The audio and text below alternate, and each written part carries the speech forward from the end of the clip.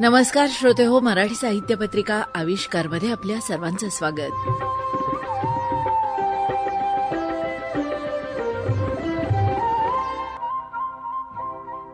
आविष्कारमध्ये आज आपण ऐकणार आहोत साताऱ्यातले ग्रामीण कथालेखक सुभाष गुरव यांची ग्रामीण कथा लय भारी इर्जिक. समधी मंडळी आता आबा पाटलांच्या परड्यात पोहोचलेली होती. मागोमाग आबा पाटील बी पोचलं. ह्या बावळीच्या झाडापासून ते त्या कुपनापर्यंत गंज धरायची हाया. थांबा, तुम्हाला आता आखूनच देतो. ए मादा ती काठी आणि इकडं माझी. तर ह्या बाबळीच्या झाडालगत आणखी 2 मेढी रवून शान घ्यायच्या आणि त्या पुढल्या कुपनाजवळ 3 मेढी रवून घ्यायच्या. आणि आता मी तुम्हाला ह्या काठीनं आखूनच देतो बघा. ह्या इथनं तिथपतूर आणि त्या तिथनं हितपातूर अशी पहिली गंज धरायची हाया. आबा पाटील म्हटलं. पाटील आखून देत होतं आणि सगळेजण ध्यानात ठेवत होतं.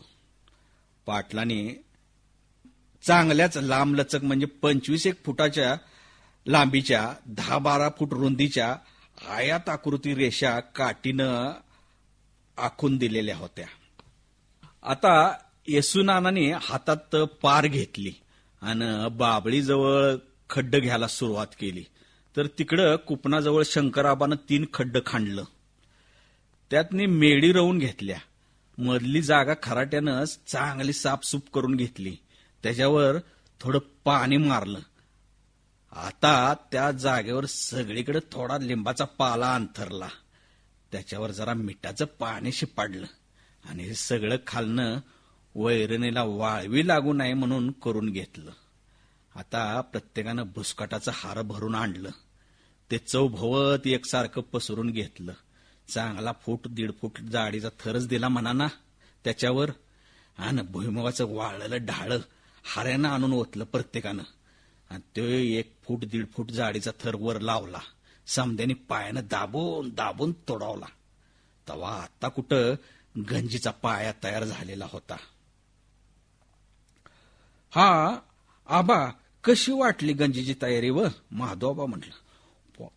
अरे, तुम्ही आता काय तरणी पोरं राहिलाय का र? अनुभवातनं शान झालेलं गडी तुम्ही.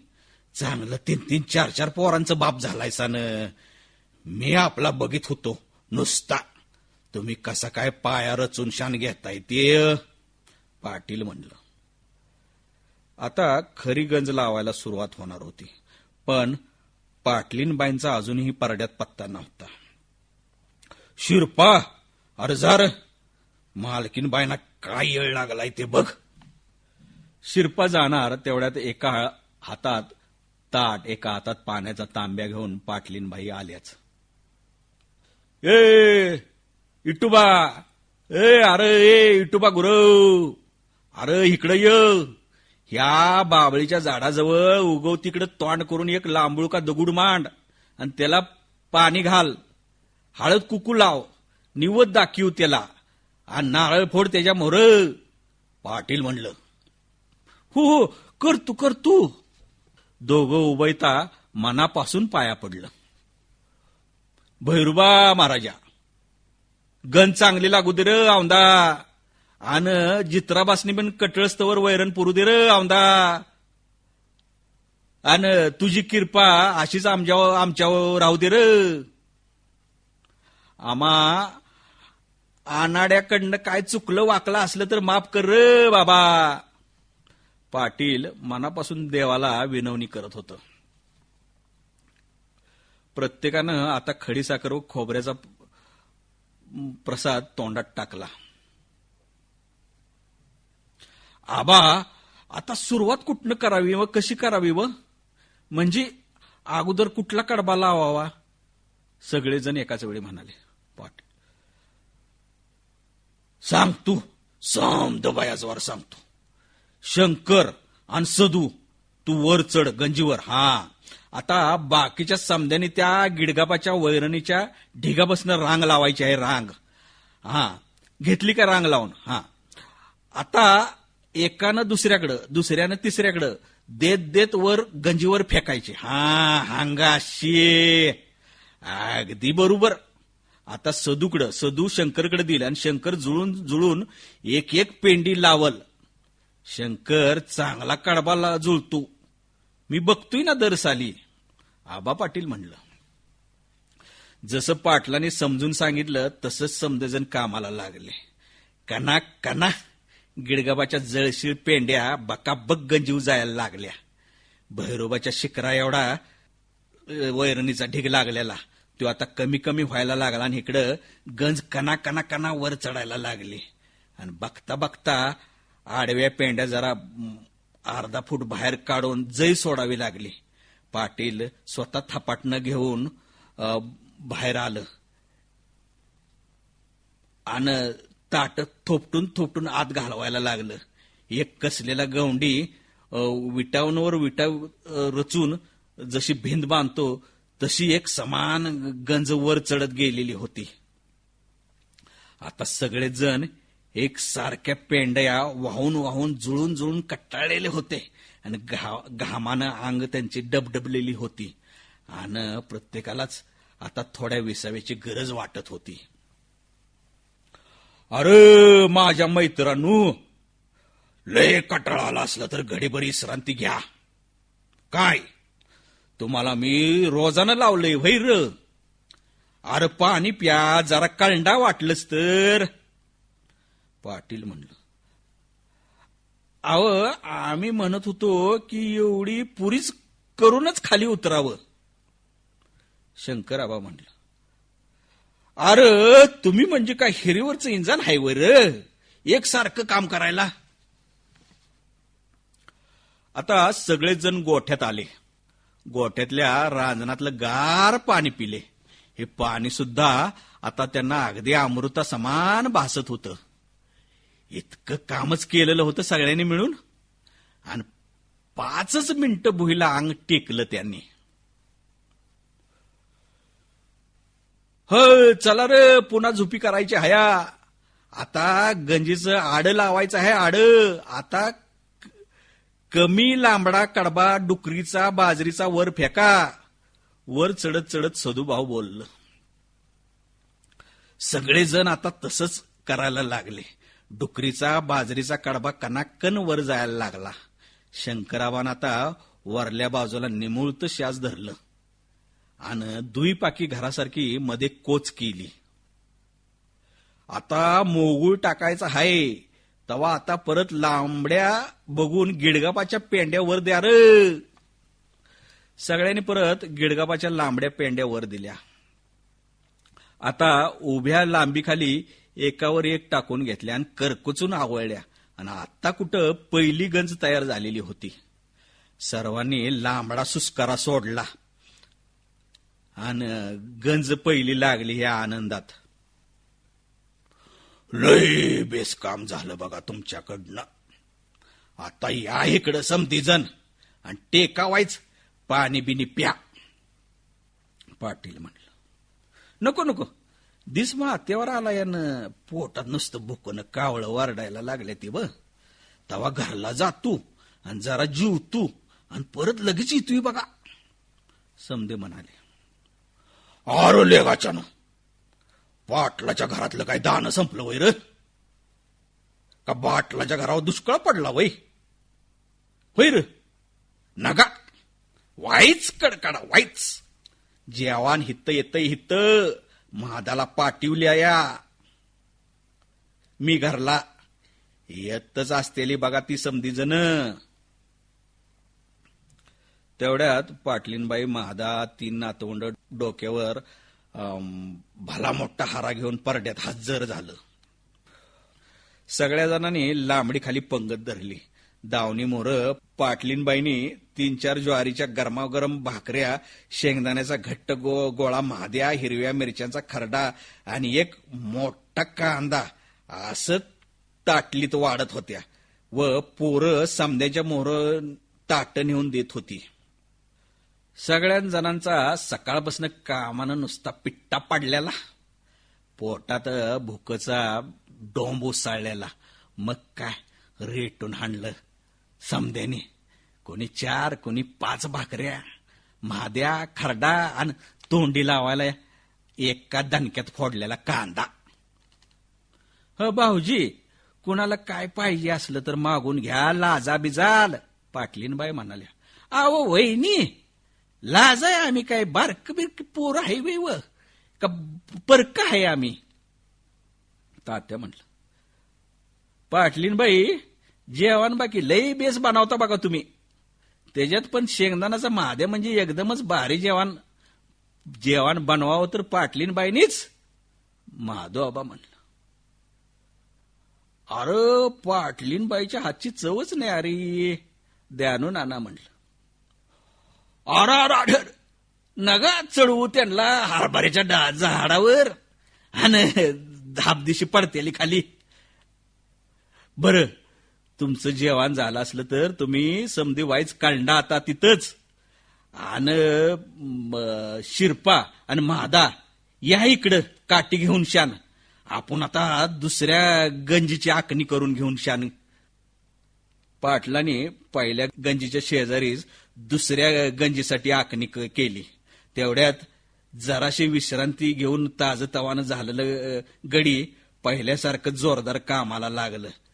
तिने सांजेला दुसरी गंज सुद्धा लावून झाली आणि ती दिमाकात पुरी झाली. माझ्या मैत्रांनो, तुम्ही बाकी कमालच केलेली हाया गाड्यांनो. आगीन गाडीचं लांब लचक डब एका शेजारी एक तारगावच्या ठिसणात उभं राहत्यात का नाही? अगदी तशाच तुम्ही लय भारी 2 गंजी लावलेल्या आहेत त्या समद्याने मिळून एका दिलानं काम केलेलं आहे. तवा माझं सुधी काहीतरी कर्तव्य हाया म्हणून शान उंद्या रातच्याला आपण गिरजुबाच्या डोंगराच्या पायथ्याच्या लांबडीतल्या घरामोर लय भारी इर्जिक आयोजित केलेली हाय. तवा समद्यानी न चुकता तिथं हजर व्हा. तवा राम राम, उद्या रातच्याला भेटू. पाटलांनी भावनिक आवाहन केलं. आबा पाटील यांच्या अगत्यपूर्ण वागणुकीने सगळेच जण भावनिक झाले होते. प्रत्येकानंच आबा पाटलांमध्ये झालेला बदल मनामध्ये टिपला होता. का असं झालं असेल बरं? उद्याची इर्जी कशी असेल असा विचार करीत करत प्रत्येकजण आपापल्या घराची वाट चालू लागला. दोन्ही पण गंजी अगदी मनाजोग्या लागल्यामुळं आबा पाटील आज एकदम जाम खुश होतं. त्यांचा आपल्या मित्रमंडळींवरचा विश्वास आणखीनच दुणावला होता. सगळ्यांनीच अगदी कसं मन लावून काम केलेलं होतं. ते बी कुठलीही कसर मागं न ठेवता. मग त्यांच्या कष्टाचा व्यवस्थित मोबदला त्यांना द्यायलाच पाहिजे होता. घराच्या पडवीत हाच विचार करीत आबा पाटील आराम खुर्चीत बसून होतो. तेवढ्यात बाबूबाई मुलांनी घरापुढून जाताना दिसला. अरे बाबू, नव कुठं चाललायस एवढ्या गडबडीनं र? आबा पाटील म्हणलं. कुछ नाही पाटील. पाड्याल्या पांडवाबाचं आज सांच्याला कोंबडं लावायचं होतं नव, इडूबा मोर. तवा त्यांनी बोलिवलं होतं इसके वाचते. बरं ते काय बी असू दे. मी काय सांगतोय बघ, शिरपाला मी तुझ्या बरोबर लावून देतो. त्याला घेऊन आमच्या गोट्यावर जायचंस. तिथं तुला जी कुठलं बोकाड पसंत पडल ती घेऊन जायचंस, लावायचंस आणि बरोबर 4:30 वाजता इथं आणून द्यायचं सगळं. काय? हा, जा तू पुढं, मी सांगतो शिरपाला. पाटील म्हणलं. होय पाटील. जा र शिरपा त्याच्याबरोबर. आता पाटलाने आपला मोर्चा पाटलीनबाईंकडे वळवला. पाटलीनबाई, हो पाटलीनबाई, वाईच बाहेर या. का एवढं काय काम काढलंय? नुसती घाई लावली सा? आता मी काय सांगतोय ती बायाजवार ऐकून शान घ्यायचं. आणि अगदी अगदी तसंच समज झालं पाहिजे. त्या रखमाबाईला कणगीतलं चांगला सुवासिक आंबे मोहर भात काढून द्यायला द्या आणि तो द्या कांडायला सुनांना. बाजरी जोंधळ दोन्ही पण चांगलं 4-4 पायला दळायला द्या आणि आपल्या समद्या घरच्यांसहित रानावरच्या घरात एकदम भन्नाट जेवण बनवायचं हया. सांच्याला चांगलं 50-60 माणसाचं जेवण बनवायचं आहे. तवा एकदम झक्कास मसाला बनवून घ्या घरातनं आणि सगळंच रानातच करायचं हया. आणि असं करायचं म्हटल्यावर तितकीच भगुली, तितकेच पितळ्या, वाट्या, पळ्या, ओलातनी लागतेली. म्हणजे आता तुमच्या डोसक्यात पारकास पडलाच असेल की समजा. चांगलं समद लक्षात आलंय बघा आता माझ्या. तुम्ही काय सुधिक काळजी करू नकासा बघा. आता समद कसं बायाजवारच करतीय बघा मी. हा तर शिरपा आणि म्हादा दोघं पण बरोबर 4:30 वाजता अंगणात 2 बैलगाड्या उभ्या करतेली.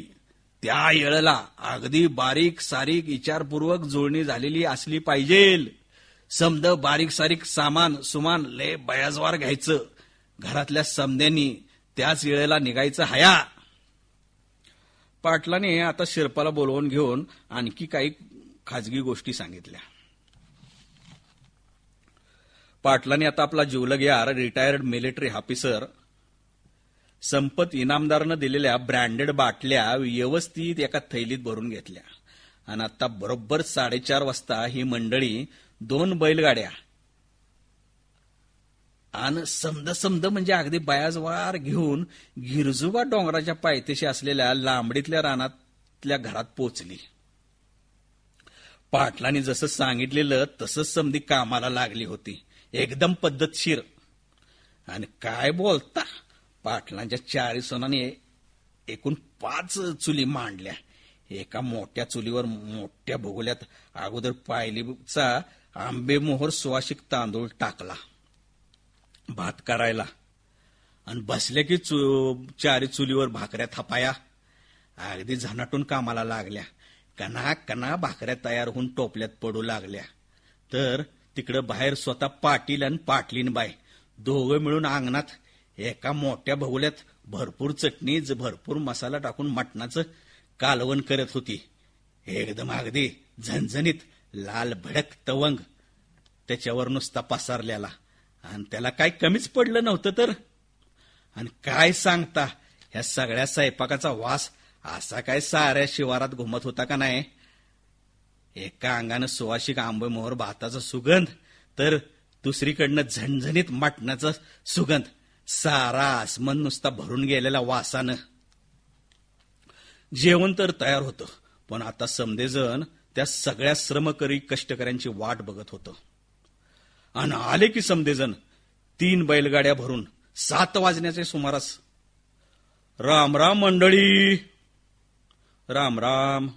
हा तर त्या पुढल्या आंब्याच्या झाडाखाली घोंगडी हातारलेली हाया. त्याच्यावर बसून शान घ्या समद्यांनी. रानामाळातल्या गाडी बैलाच्या अवता काठीच्या जुन्या पुराण्या गोष्टींना आणि गप्पांना नुसता ऊत आलेला ऊत. समधीकडे चांदणं टिपूर पडलेलं होतं. सगळीकडे निरव शांतता पसरलेली होती. मधूनच थंड वाऱ्याचे झुळूक वातावरणाला आणखीनच आल्हाददायक बनवत होती. त्यातच सगळ्या पाटील कुटुंबानं राबून राबून अगदी मनापासून केलेला बेत व मधूनच दरवळणारा सुगंध मन एकदमच उल्हासित करीत होता. समद्या भाऊजींनो, तयारी झाली या समधी. जेवायला उठा आता समधीजण, पाटलीनबाई म्हणाल्या. पाटलीनबाईंनी ताटं एकदम अशी काय मस्त सजवलेली होती. प्रत्येक जिन्नस व्यवस्थित अगदी वाढलेला होता. सुक्क वेगळं, पातळ वेगळं, कडान एका वाडग्यात लिंबू, कांदा, मिरची अगदी समद व्यवस्थित. पाटलाने शिरपाला नुसता हातानंच इशारा केला. तसा शिरपा बैलगाडी घेऊन गावात गेला. हा तर तुम्ही सगळ्यांनी सुरू करा जेवायला आणि कटळस्तवर हाना कुस्करून. पाटील म्हटलं, का तुम्ही नाही बसत आमच्या संग? मी मागून बसणार आहे, अवकाश आहे मला. तर माझ्या मैत्रानो, माझ्या लंगटी यारानो, ह्यो नुसताच इर्जिकीचा कार्यक्रम नाही हाय, तर ही इर्जिक नुसती निमित्त हाय. तर ह्यो एक समद्यानी एका जागी येऊन विचारांची देवाणघेवाण करण्याचा आणि मन मोकळे करण्याचा, मन मोकळ्या गप्पांचा कार्यक्रम आहे. तर मी काय सांगतोय ती लय कान देऊन शान ऐकायचं हया. ह्या आबा पाटलाला एक थोरला भाऊ होता, भाऊ थोरला दादा पाटील. हे तर तुम्हाला समद्यांनाच माहिती आहे. त्यो पड्याल्या साली वारला. तेजन माझं हाडवैर होतं, सक्का भाऊन पक्का वैरी असंच म्हणा की. 1947 साली आम्ही सौतं राहिलेलो. माझ्या मनात पहिल्यापासून त्याला आमच्यापेक्षा बापानं आमच्या त्याला जादा जमीन दिली असा माझा समज झालेला होता. त्याचा लय लय राग राग केला मी. त्या जमिनीच्या तुकड्यापायी आमच्यात कितीतरी वेळा काट्या कुऱ्हाडीनं मारामारी झालेल्या. अगदी रागात एकमेकांना आईवरनं शिव्या दिलेल्या आम्ही एकमेकांना. कित्येकदा पोलीस कंप्लेंटी झालेल्या. आणि आता गेल्या साला पातूर कोर्ट कचेरी चालली होती आमची. पण तिथं खचून पैसा दाबून मी ती जमीन मी माझ्या नावानं करून शान घेतली. ही झाली थोडक्यात ही स्टोरी. आता मी काय म्हणतोय बघा, का तेजी आणि माझी आई वेगळी होती का र? दादा माझा रक्ताचाच भाऊ होता नव. त्याला मी पेरमानं जमीन मागितली असती तर त्यानं ती दिली नसती का र? समधी म्हटलं तर समधी दिली असती त्यानं मला. आणि तेवढा दिलदार पण होता तो. जेवढी जमीन मी मिळवली तिच्या 10 पट पैसा म्या कोर्ट कचेरीत घालवला. माझ्याकडे पैसा होता म्हणून शान पाण्यासारखा खर्ची घातला. लय लय घमंड होती मला पैशाची. गेलं 1 वरीच झालं माझा दादा माझ्यापासनं गेला. मला लय लय लय पश्चाताप झाला. दादा गेला.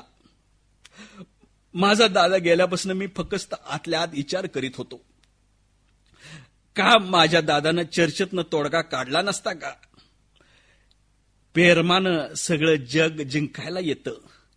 त्याला पण पेरमाची भाषा कळालीच असते की. माझ्या रक्ताच्या नात्यात मी कुऱ्हाड चालवली.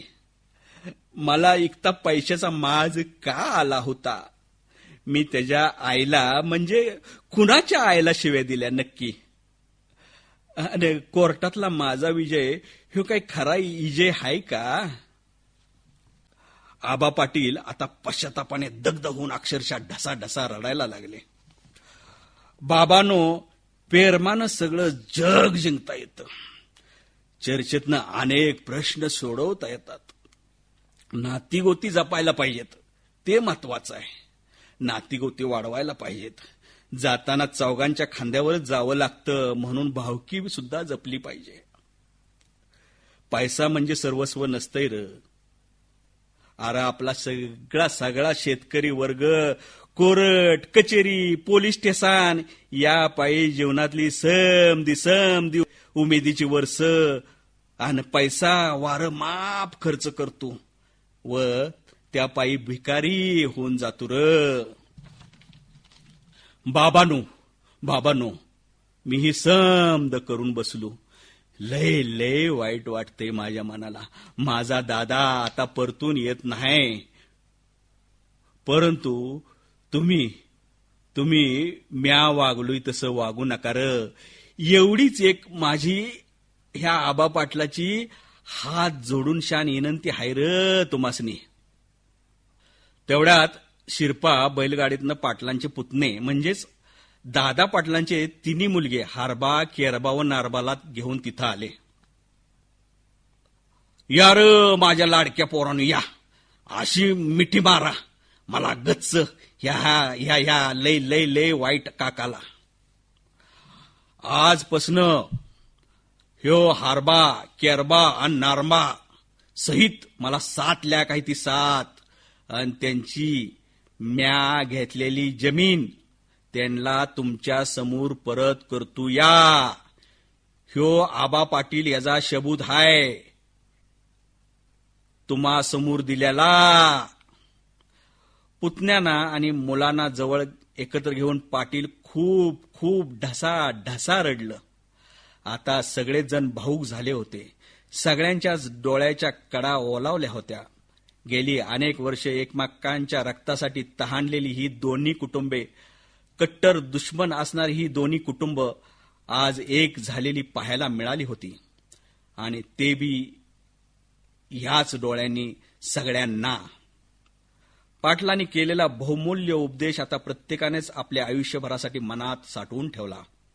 आणि खऱ्या अर्थाने आजची इर्जिक ही एक जगावेगळी इर्जिक आणि लय भारी इर्जिक ठरलेली होती. साताऱ्यातले ग्रामीण कथालेखक सुभाष गुरव यांची लई भारी इर्जिक ही ग्रामीण कथा आत्ताच आपण ऐकलीत.